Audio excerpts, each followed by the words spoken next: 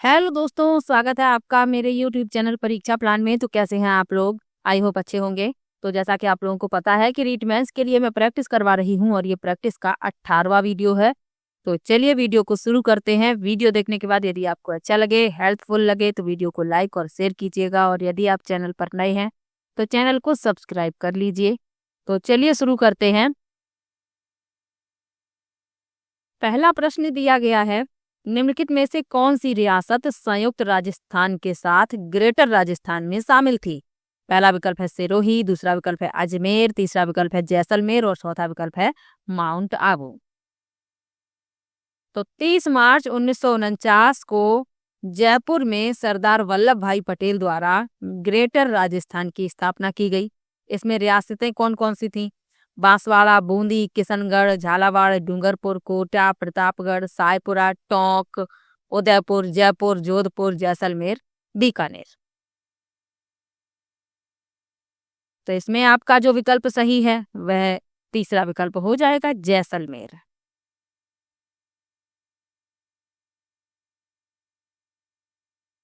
चलिए आगे बढ़ते हैं, अगले प्रश्न पर चलते हैं।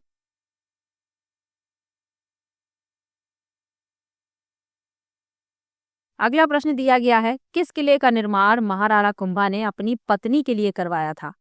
पहला विकल्प है कुंभलगढ़ का किला, दूसरा है चित्तौड़ का किला, तीसरा है मेहरानगढ़ का किला और चौथा है जालौर का किला। तो किस किले का निर्माण महाराणा कुंभा ने अपनी पत्नी के लिए करवाया? कुंभलगढ़ किला पहला विकल्प इसमें सही हो जाएगा। ये राजसमंद जिले में है, तो ये भी याद रखिएगा। और राजस्थान बोर्ड की मैंने किताबें पढ़ा दी हैं 10th तक, और प्रश्न भी करवा रही हूँ। यदि आप राजस्थान बोर्ड की किताबों वाली वीडियो देख लेते हैं और ये प्रैक्टिस वाले सभी प्रश्न देख लेते हैं, तो राजस्थान के इतिहास, कला और संस्कृति से संबंधित कोई भी प्रश्न आपका गलत नहीं होगा। इतने प्रश्न मैं करवा रही हूँ और किताबें भी मैंने डिटेल में आपको पढ़ाई हैं। पूरा एक भी चैप्टर नहीं छोड़ा है, डिटेल में आपको पूरा पूरा पढ़ाया है। तो यदि आप वो वीडियो देख लेते हैं और ये प्रश्न वाली वीडियो देख लेते हैं प्रैक्टिस वाली, तो आपका ये वाला पार्ट तो कंप्लीट ही है। बस आप लोग थोड़ा सा सपोर्ट करते रहिए, वीडियो को शेयर किया कीजिए। चलिए आगे बढ़ते हैं। राजस्थान की कौन सी फसल मावठ से लाभान्वित नहीं होती? पहला विकल्प है गेहूं, चना, सरसों, कपास।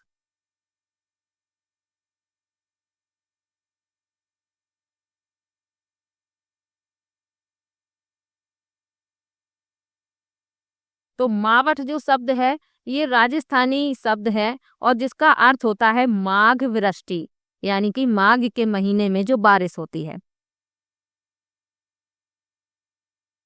तो भूमध्य सागर से लेकर भारत तक खाली मैदान और रेगिस्तान होने की वजह से हवा बिना किसी अवरोध के भारत तक पहुंच जाती है, और इस हवा के कारण जो बारिश होती है वह मावठ कहलाती है।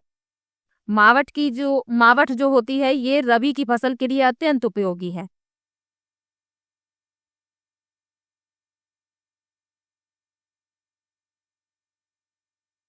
अब इसमें पूछा गया है कि कौन सी फसल मावठ से लाभान्वित नहीं होती, तो वह है कपास।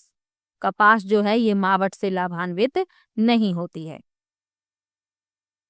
और राजस्थान में कुछ जगह है जहां पर काली मिट्टी है, तो वहां पर कपास की फसल पैदा की जाती है।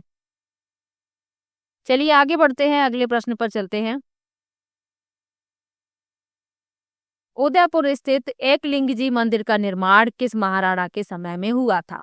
पहला विकल्प है कुंभा, दूसरा विकल्प है बप्पा रावल, तीसरा विकल्प है जयसिंह और चौथा विकल्प है मोकल।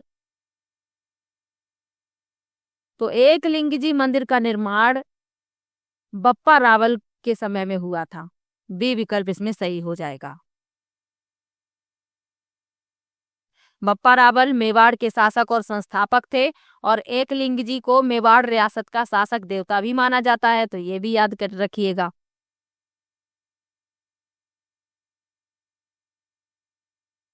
और सबके बारे में आपको मैंने कई बार बताया भी है। कुंभा के बारे में आप लोग जानते ही हैं, महाराणा कुंभा ने कुंभलगढ़ किले का निर्माण करवाया था। और राजस्थान में जितने किले हैं उसमें से 32 किलों का निर्माण तो महाराणा कुंभा ने ही करवाया है। और ये मेवाड़ के शासक थे। और जयसिंह जो हैं ये 1680 से 1698 तक शासन करने वाले मेवाड़ साम्राज्य के महाराणा थे। और मोकल ये भी मेवाड़ साम्राज्य के महाराणा थे। तो ये सब आपको याद रखना है, बी विकल्प इसमें सही हो जाएगा। चलिए आगे बढ़ते हैं। एक प्रश्न और पूछ लिया जाता है कि विजय स्तंभ का निर्माण किसने करवाया। तो विजय स्तंभ का निर्माण भी महाराणा कुंभा ने करवाया है, तो ये भी याद रखिएगा। चित्तौड़ के किले में बना हुआ है विजय स्तंभ। चलिए अगला प्रश्न देखते हैं। वह प्रांत जहां राजा मान सिंह प्रथम ने मुगल साम्राज्य के गवर्नर के रूप में काम नहीं किया। नहीं का विशेष रूप से ध्यान रखिएगा। कभी कभी ऐसा होता है कि नहीं पर ध्यान नहीं देते हैं और इसी चक्कर में प्रश्न गलत हो जाता है। तो आपको प्रश्न ध्यान से पढ़ना है एग्जाम में। पहला विकल्प है गुजरात, दूसरा विकल्प है बिहार, तीसरा है बंगाल और चौथा है काबुल।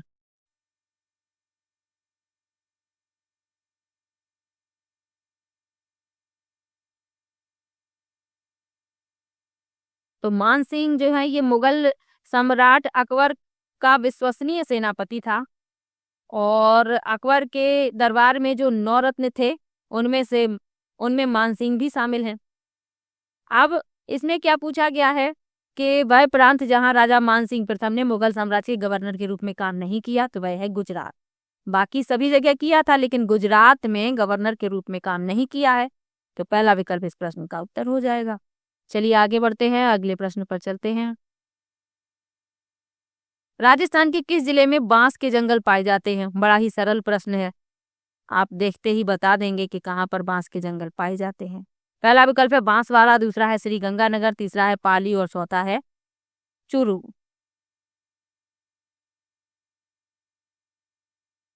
तो बांस के जंगल बांसवाड़ा में पाए जाते हैं, पहला विकल्प इसमें सही हो जाएगा। और बांस को आदिवासी लोगों का हरा सोना कहा जाता है, आदिवासियों का, ये भी याद रखिएगा। चलिए आगे बढ़ते हैं, अगले प्रश्न पर चलते हैं। चंदेरिया सीसा जस्ता स्मेल्टर संयंत्र कहाँ स्थित है। पहला विकल्प है राजसमंद, दूसरा विकल्प है भीलवाड़ा, तीसरा विकल्प है उदयपुर और चौथा है चित्तौड़गढ़। तो चंदेरिया सीसा जस्ता स्मेल्टर संयंत्र चित्तौड़गढ़ में स्थित है, डी विकल्प इसमें सही हो जाएगा। चलिए आगे बढ़ते हैं। मध्यकालीन शासक जिसने शास्त्रीय संगीत की ख्याल शैली के विकास में उल्लेखनीय योगदान दिया।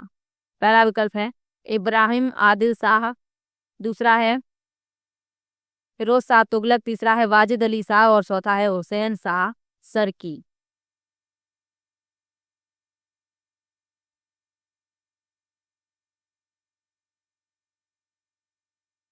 तो मध्यकालीन शासक जिसने शास्त्रीय संगीत की ख्याल शैली के विकास में उल्लेखनीय योगदान दिया है वह है हुसैन शाह सरकी, डी विकल्प इसमें सही हो जाएगा। हुसैन शाह सरकी एक मध्ययुगीन शासक थे जिन्होंने शास्त्रीय संगीत की ख्याल शैली के विकास में महत्वपूर्ण योगदान दिया। याद रखिएगा, इंपॉर्टेंट प्रश्न है। और विकल्प लिखे हुए हैं, इनके बारे में भी जान लीजिए, थोड़ा जानना जरूरी है। इब्राहिम आदिल शाह ये बीजापुर सल्तनत के राजा और आदिल शाही वंश के सदस्य थे और भारतीय इतिहास में जगत गुरु बादशाह के नाम से इन्हें जाना जाता है।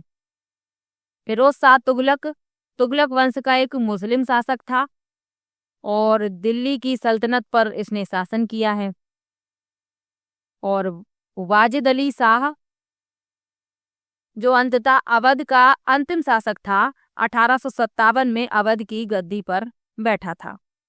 और हुसैन शाह सरकी के बारे में तो आपको बता ही दिया है। हुसैन कानून और व्यवस्था के लिए जाने जाते थे, जिसे उन्होंने बंगाल में स्थापित किया था। उन्होंने बांधों, मस्जिदों, सराय और मदरसों का निर्माण करवाया था। तो ये इतनी जानकारी जरूरी है, डी विकल्प इसमें सही है। चलिए आगे बढ़ते हैं, अगले प्रश्न पर चलते हैं। लिखा है मध्यकालीन सॉरी अगला प्रश्न, राजस्थान के किस वन में सेवन घास पाई जाती है। पहला विकल्प है उष्णकटिबंधीय कांटेदार वन, दूसरा है उष्णकटिबंधीय शुष्क पर्णपाती वन, तीसरा है मिश्रित और चौथा है उपोष्णकटिबंधीय। तो राजस्थान के किस वन में सेवन घास पाई जाती है? तो ये पाई जाती है उष्णकटिबंधीय कांटेदार वन में। पहला विकल्प इसमें सही है। यह जो घास है ये 12 मासी घास है और इसकी आयु 20 वर्ष तक हो सकती है। इसका उपयोग चरागाह, घास और पशुओं के चारे के रूप में किया जाता है और यह एक झाड़ीदार और बहुशाखाओं वाली रेगिस्तानी घास है। तो ये भी याद रखिएगा, सेवन घास। पहला विकल्प इसमें सही हो जाएगा। चलिए आगे बढ़ते हैं, अगले प्रश्न पर चलते हैं। आना सागर झील कहाँ स्थित है? पहला विकल्प है अजमेर, दूसरा विकल्प है बीकानेर, तीसरा विकल्प है उदयपुर और चौथा विकल्प है जयपुर। तो आना सागर झील जो है ये अजमेर में स्थित है। पहला विकल्प इसमें सही हो जाएगा। इसका निर्माण अर्नोराज ने करवाया था, तो ये भी याद रखिएगा। और अजमेर में ही 2.5 दिन का झोपड़ा है और अजमेर में ही ख्वाजा मोइनुद्दीन चिश्ती की दरगाह भी है। चलिए आगे बढ़ते हैं।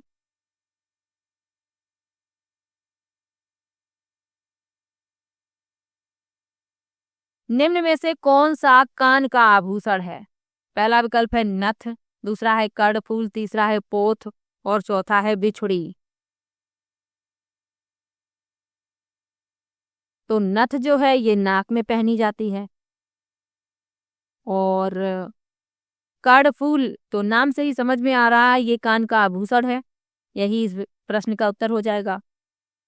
और पोथ जो है ये गले में धारण की जाती है और बिछुड़ी पैर में।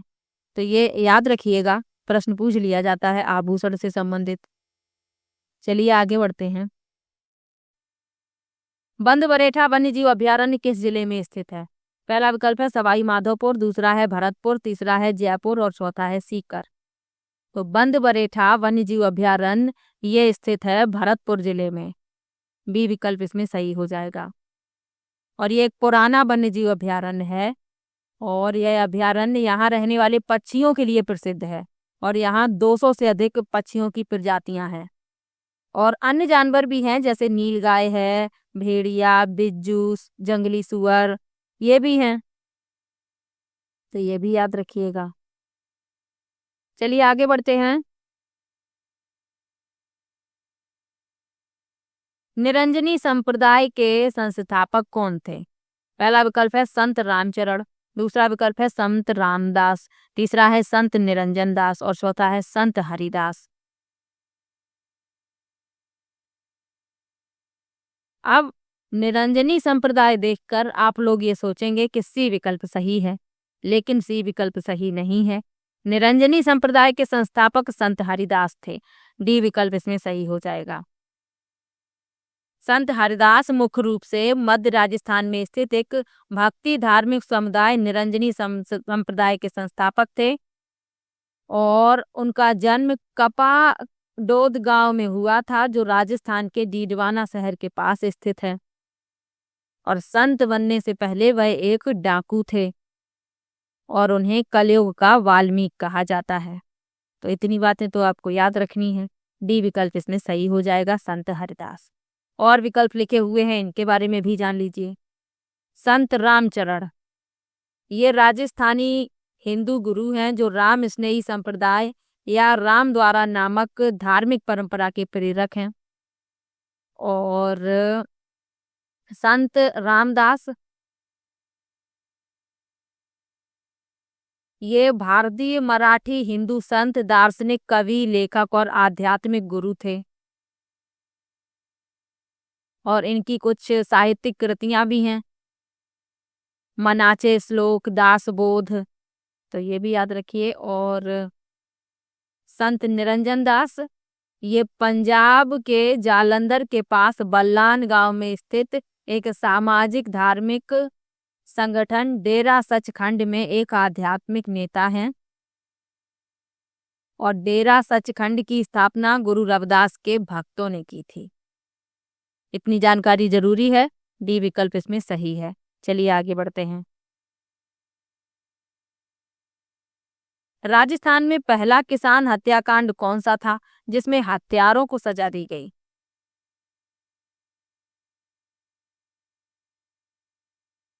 तो प्रश्न में पूछा गया है कि राजस्थान में पहला किसान हत्याकांड कौन सा था जिसमें हत्यारों को सजा दी गई थी।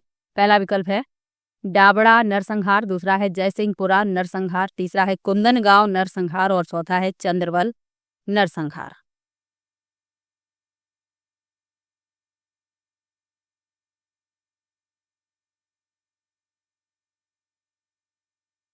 तो ये घटना है 21 जून 1934 की। ढूंढलोद के ठाकुर ईश्वर सिंह ने जयसिंहपुरा गांव में खेतों में काम कर रहे लोगों पर गोलियां चलवा दी, जिसमें कई लोग घायल हो गए। ईश्वर सिंह पर जयपुर रियासत में मुकदमा चलाया गया और 1.5 साल की सजा सुनाई गई।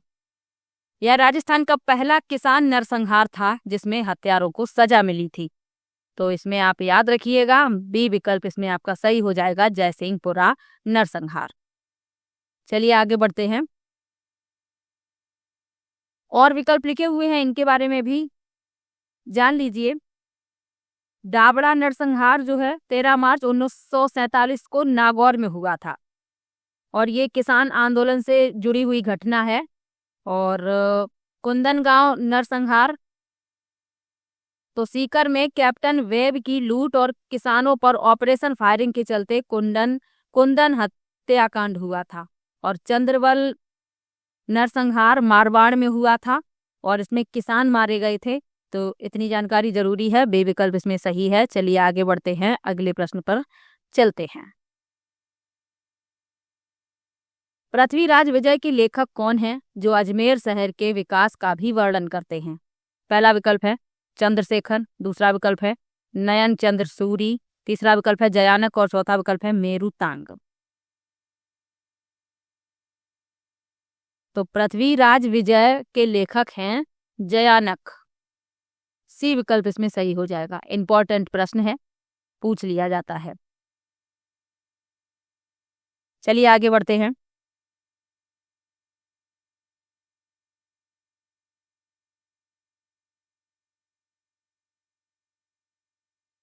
राजस्थान का वह जिला जो अंतर्राज्यीय और अंतर्राष्ट्रीय सीमा रेखा बनाता है।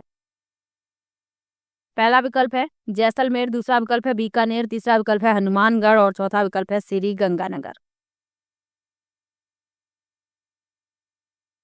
तो वह जिला बताना है जो अंतर्राज्यीय और अंतर्राष्ट्रीय सीमा रेखा बनाता है, तो वह है श्री गंगानगर। डी विकल्प इसमें सही हो जाएगा। अंतर्राष्ट्रीय सीमा ये पाकिस्तान के साथ बनाता है और अंतर्राज्यीय पंजाब के साथ, तो ये भी याद रखिएगा। चलिए आगे बढ़ते हैं, अगले प्रश्न पर चलते हैं। किस अनुच्छेद के तहत पंचायत को संवैधानिक दर्जा दिया गया था। पहला विकल्प है अनुच्छेद 226, दूसरा है अनुच्छेद 243, तीसरा है अनुच्छेद 239 और चौथा है अनुच्छेद 240। तो किस अनुच्छेद के तहत पंचायत को संवैधानिक दर्जा दिया गया था, तो वह है अनुच्छेद 243। बी विकल्प इसमें सही हो जाएगा। भारतीय संविधान के भाग 4 में पंचायती राज की प्रस्तावना है, जिसे 73वें संविधान संशोधन अधिनियम 1992 के माध्यम से संवैधानिक दर्जा दिया गया और इसे 11वीं अनुसूची में शामिल किया गया। बी विकल्प इसमें सही हो जाएगा। चलिए आगे बढ़ते हैं, अगले प्रश्न पर चलते हैं।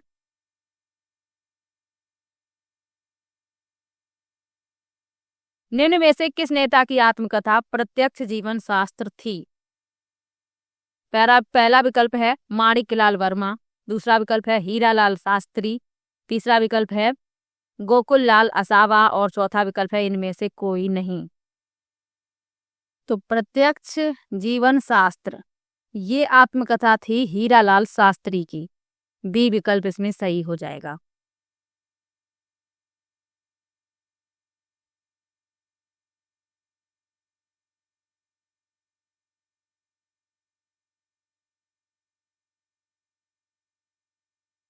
हीरालाल शास्त्री। चलिए आगे बढ़ते हैं।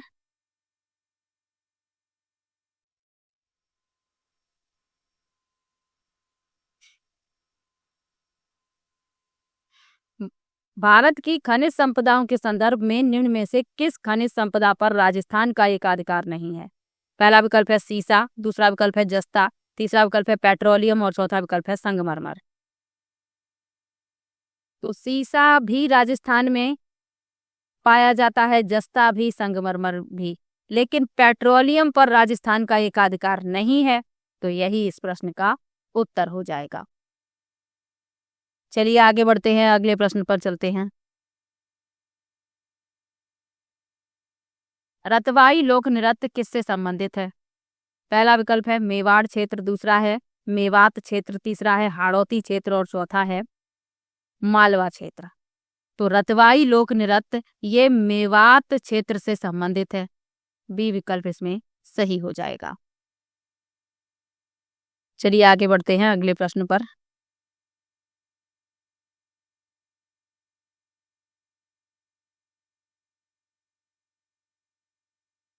तो आज जो है इतने ही प्रश्न टाइप हुए हैं, आगे कोई भी प्रश्न नहीं है। तो इतना ही वीडियो रखते हैं, छोटा सा वीडियो है आज का। तो वीडियो कैसा लगा कमेंट में जरूर बताइएगा। कुल 21 प्रश्न ही टाइप हैं इसमें। तो नेक्स्ट वीडियो में ज़्यादा प्रश्न लेकर आऊँगी। तो वीडियो कैसा लगा कमेंट में ज़रूर बताइएगा और वीडियो को लाइक और शेयर भी ज़रूर किया कीजिए। अच्छा लगता है, मोटिवेशन बना रहता है, वीडियो बनाने का मन भी करता है। और फिर जब आप वीडियो को शेयर नहीं करते, लाइक भी नहीं करते, तो फिर ऐसा लगता है कि वीडियो ना बनाया जाए। लेकिन फिर मुझे लगता है कि जितने लोग जुड़े हुए हैं उनका नुकसान नहीं होना चाहिए और उन्हीं लोगों का ध्यान करके मैं ये वीडियो बनाती हूँ। तो वीडियो कैसा लगा कमेंट में ज़रूर बताइएगा। और संडे को मैंने टॉप 100 क्वेश्चन करवाए हैं राजस्थान के इतिहास, कला और संस्कृति के। वो वीडियो ज़रूर देखिएगा, आपको उस वीडियो से ज़रूर हेल्प मिलेगी। तो चलिए मिलते हैं नेक्स्ट वीडियो में, तब तक के लिए बाय बाय।